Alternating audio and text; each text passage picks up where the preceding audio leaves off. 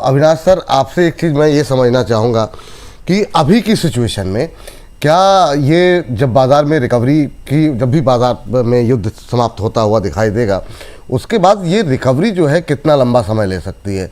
क्योंकि जिस तरीके से मैक्रोस ख़राब होते हुए दिखाई दे रहे हैं, चाहे वो एनर्जी के क्षेत्र में हो, अब आगे चल करके अगर इंटरेस्ट रेट साइकिल हमारी बदलती है, इन्फ्लेशन बढ़ती हुई दिखाई देती है, कंपनियों के रिजल्ट्स ख़राब होते हैं, तो फिर से वो पूरा जो साइकिल है वो फिर से रिवर्स होता हुआ दिखाई देगा।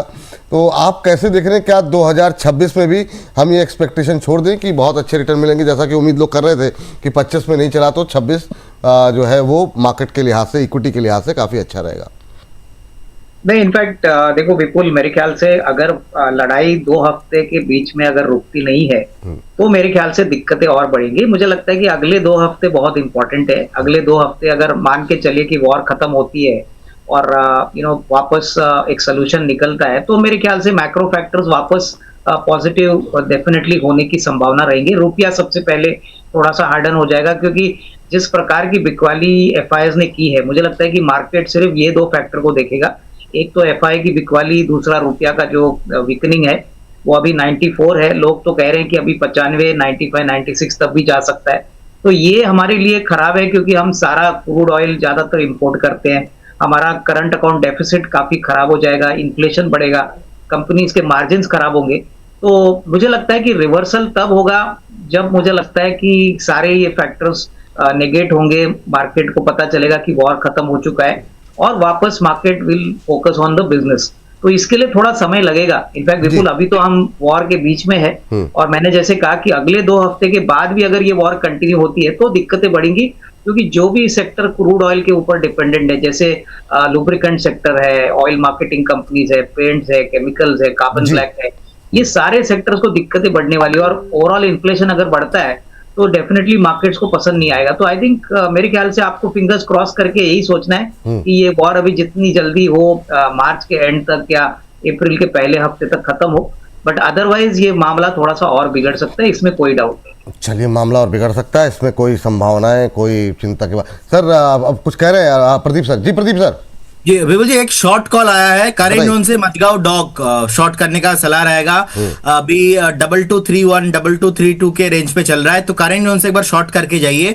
पहला टारगेट इसमें 2210, उसके बाद आपको 2180 तक प्राइस आते हुए दिखाई देंगे। तो 2210, उसके बाद 2180 सेकेंड टारगेट के लिए आपको वेट करना चाहिए। एक स्टॉप लॉस आपको यहाँ पे 2285 में मेंटेन करके जाना है। करेंट जोन से शॉर्ट करके जाइए। चलिए, ये स्क्रीन पर लेकर के आ जाते हैं। इस समय मजगांव जो है को शॉर्ट करने की सलाह यहाँ पर दी जा रही है। अभी जो है एग्जैक्ट भाव देखने को मिल रहा है 2229, जी हाँ, 2229 2230 के आसपास ट्रेड करता हुआ 4% नीचे। शॉर्ट करिए, सेल करने की सलाह यहाँ पर 2210 पहला टारगेट, और उसके बाद दूसरा टारगेट 2180 के लिए यहाँ पर जो है शॉर्ट करने की सलाह दी गई है। 2285 2285 रुपए का यहाँ पर एक आपको स्टॉप लॉस जो है वो सजेस्ट किया गया है। तो शॉर्ट करने की सलाह यहाँ पर मजगांव डॉक को लेकर के निकल करके आ रहा है।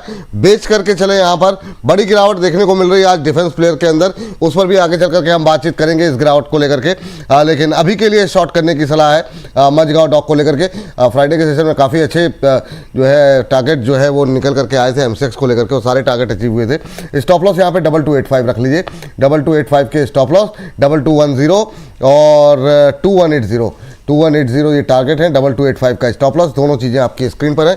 जैसे जैसे यहाँ पर और ज़्यादा अगर गिरावट बढ़ती है या फिर ऊपर की तरफ जाता है या नीचे की तरफ, हम दोबारा इसको स्क्रीन पर लेकर के आएंगे। इसके अलावा अगर प्रदीप जी स्टॉप लॉस और टारगेट को लेकर के कोई परिवर्तन करते हैं और कोई उसमें रिवीजन करते हैं तो भी हम इस पर इसको जो है वो दोबारा स्क्रीन पर लेकर के आएंगे। फिलहाल अब 95 रुपये नीचे मजगांव डॉक इस समय ट्रेड करता हुआ इंट्राडे लो के पास। तो यहाँ क्या कह रहे हैं फंडामेंटल्स? आप लगभग काफ़ी लंबे समय से 30 साल से ज़्यादा हो गया आप बाज़ार को और तमाम चीज़ों को देख रहे हैं। इस तरह की सिचुएशन कितनी बार आई है सर कि जब एक साथ जितने भी इन्वेस्टमेंट के इंस्ट्रूमेंट हैं वो सब टूटते हुए दिखाई दे रहे हैं? नहीं, इनफैक्ट विपुल देखिए, मेरे ख्याल से 23 मार्च 2020 एक बहुत इंपॉर्टेंट दिन था जब निफ्टी सबसे निचले लेवल पे टूटा था। तो ये छठी एनिवर्सरी है। आई थिंक वो दिन पे भी मार्केट में बहुत मेरे ख्याल से बिकवाली थी, और मुझे लगता है सभी को पता है कि उसके बाद मार्केट्स ने कैसे यू टर्न करके लोगों को पैसा बना के दिया है। तो मुझे लगता है कि देखिए, आपको थोड़ी सी हिम्मत करके, अगर आपके पास नजरिया थोड़ा सा लॉन्ग टर्म है, तो जो डोमेस्टिक फेसिंग सेक्टर्स है, जैसे कैपिटल गुड्स हो गया, ऑटो हो गया, उसके बाद जो डोमेस्टिक सीमेंट कंपनीज है, देखिए यहाँ पे तो डिमांड कम होने वाली नहीं है, वॉर हो या ना हो, बट डोमेस्टिक डिमांड तो बढ़ेगा। हालांकि थोड़ा सा मार्जिन प्रेशर जरूर इन कंपनीज को फेस करना पड़ेगा। इनफैक्ट आज मैं पढ़ रहा था कि एलएनटी ने भी कहा है कि ऐसी कोई दिक्कत की बात नहीं है, उनके सारे प्रोजेक्ट्स चल रहे हैं। आगे रीबिल्डिंग जब आएगा मिडिल ईस्ट में, तभी भी उनको मौके बहुत मिलेंगे। तो मुझे लगता है कि देखिए, जो हाई रिस्क वाला इन्वेस्टर है और जो रियली पैसा बनाना चाहता है, क्योंकि जब मार्केट के पॉइंट ऑफ व्यू से बहुत सिचुएशन खराब होती है, तभी खरीदने के मौके बनते हैं, लेकिन ये बहुत डिफिकल्ट डिसीजन होते हैं। नॉर्मली रिटेल इन्वेस्टर्स ऐसे माहौल को घबरा के पीछे हटते हैं।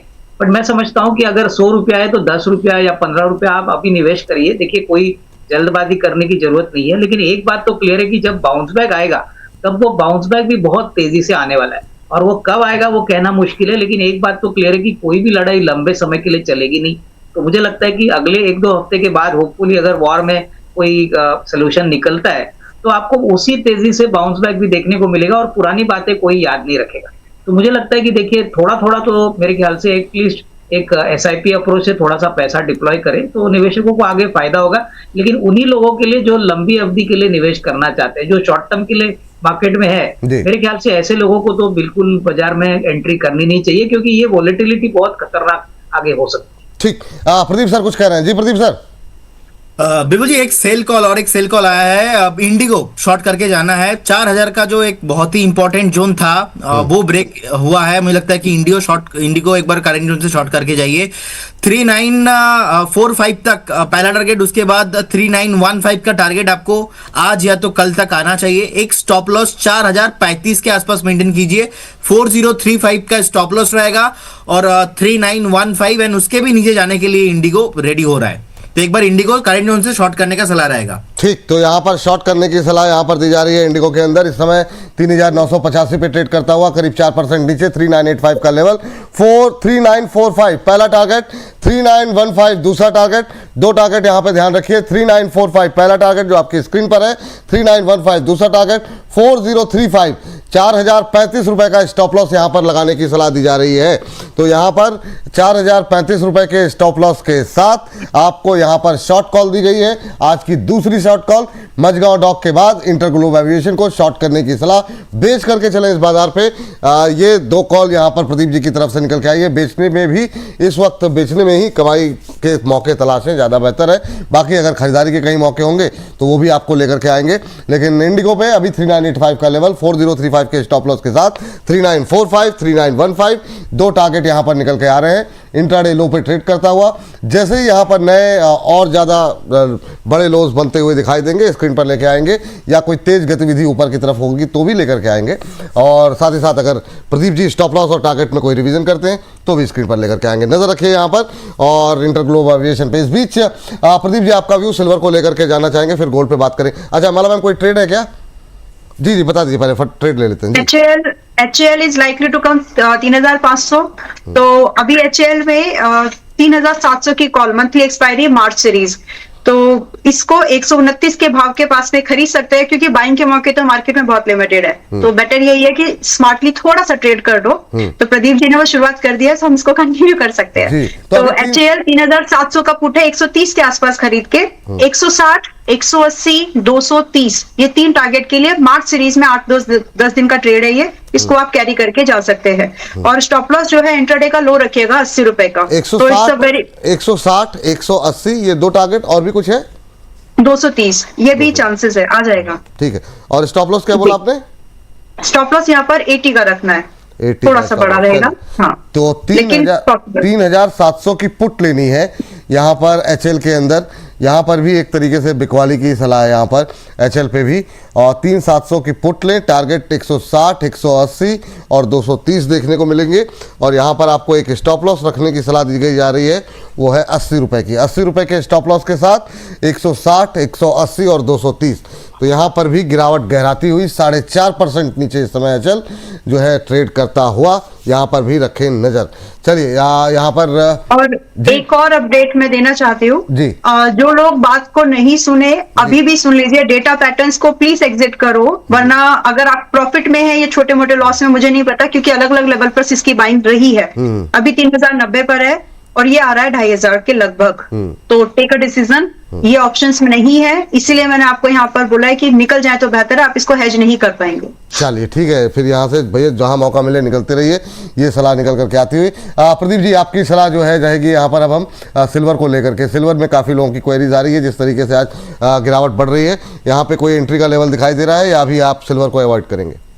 जी बिल्कुल जी, देखिए बिल्कुल कोई भी एंट्री का लेवल तो अभी नहीं फिलहाल बन रहा है। एंड मुझे वो दिन याद आ रहा है जब आप बोनस में ही आई थिंक आज से 1.5-2 महीना पहले ही जब सिल्वर ऑल टाइम टॉप में था, तब एनालिस्ट को डेली पूछते थे। तो अब लोगों को समझ में आ रहा है कि आप उस टाइम पे क्यों पूछ रहे थे। इनफैक्ट मैं आपको ये भी याद दिलाना चाहूंगा, जब आपने शो किया था 2 से 3 बार शो करने के बाद एक दिन सिल्वर ऑलमोस्ट एक ही दिन में 25-26% क्रैश हो गया था। अब वहां से लेके अभी भी करेंट जोन से जिस तरीके का गिरावट अभी है इंटरनेशनल मार्केट में भी अभी $66, गोल्ड 44,366। सो मुझे लगता है कि देखिए सिल्वर अगर हम देखेंगे तो मुझे लगता है कि अगर हम इंडियन मार्केट में ही देखेंगे, करेंट जोन से भी मुझे लगता है कि 170 तक जा सकता है इजीली सिल्वर। एंड अगर मैं गोल्ड का प्राइस देखूंगा तो गोल्ड मुझे यहाँ से भी 120, 118 उससे पहले कुछ भी सपोर्ट, 1,18,000, 1,20,000 उससे पहले कुछ भी सपोर्ट नहीं लग रहा है। और सिल्वर 1,70,000-75,000 तक जाता हुआ मैं देख पा रहा हूँ, उससे पहले कुछ भी बाय करने का सलाह नहीं रहेगा। वहां पे आने पे मैं डेफिनेटली बाय करना पसंद करूंगा, क्योंकि देखिए पुराने जो भाव था वो भाव तो आपको नहीं मिलेंगे, लेकिन जिस तरीके का प्रेशर वॉलेटिलिटी है ऑलरेडी, और ऑलरेडी एक हाई फोमो मार्केट में चल रहा था, कहीं ना कहीं वो खत्म हुआ। और जिस तरीके से अभी ट्रेंड थोड़ा बदला है, अभी भी इन डाउन साइड में एक्सपेक्टेशन करके चल रहा हूँ, लेकिन फिलहाल अभी तो कोई यहाँ पे बाय करने का या एवरेजिंग करने का सलाह नहीं रहेगा। अभी अवॉइड करें सिल्वर में और गोल्ड में, अभी जो है और ज़्यादा डाउन साइड देख रहे हैं। स्क्रीन पर दिखाते रहिए जरा भाव, एक बार जरा अपने दर्शक को दिखा दें।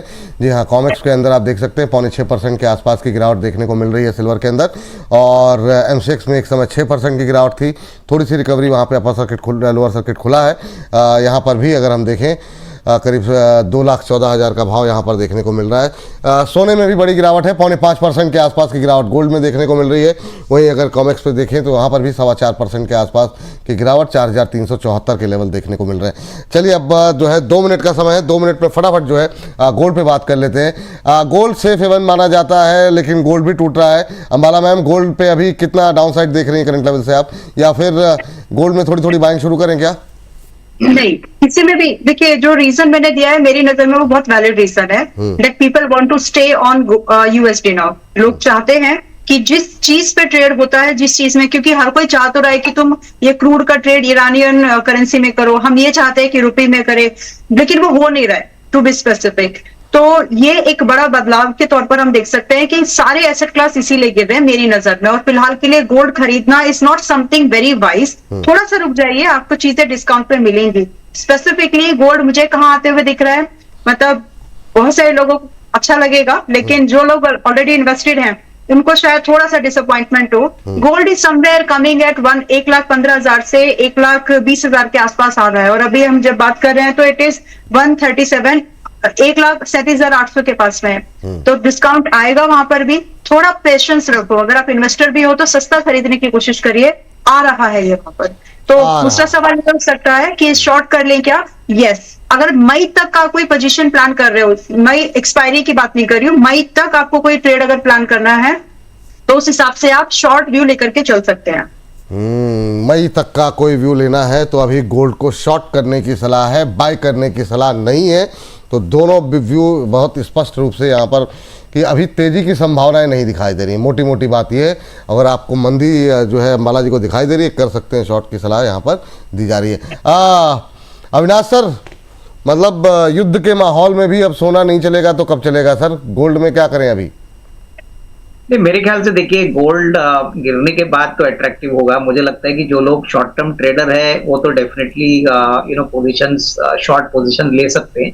लेकिन मेरी राय में देखिए जो गोल्ड फाइनेंस कंपनीज है और जो ज्वेलरी कंपनीज है इनके ऊपर फोकस करिए, क्योंकि देखिए डिमांड तो अभी भी डोमेस्टिक डिमांड में गोल्ड ज्वेलरी की काफी अच्छी है।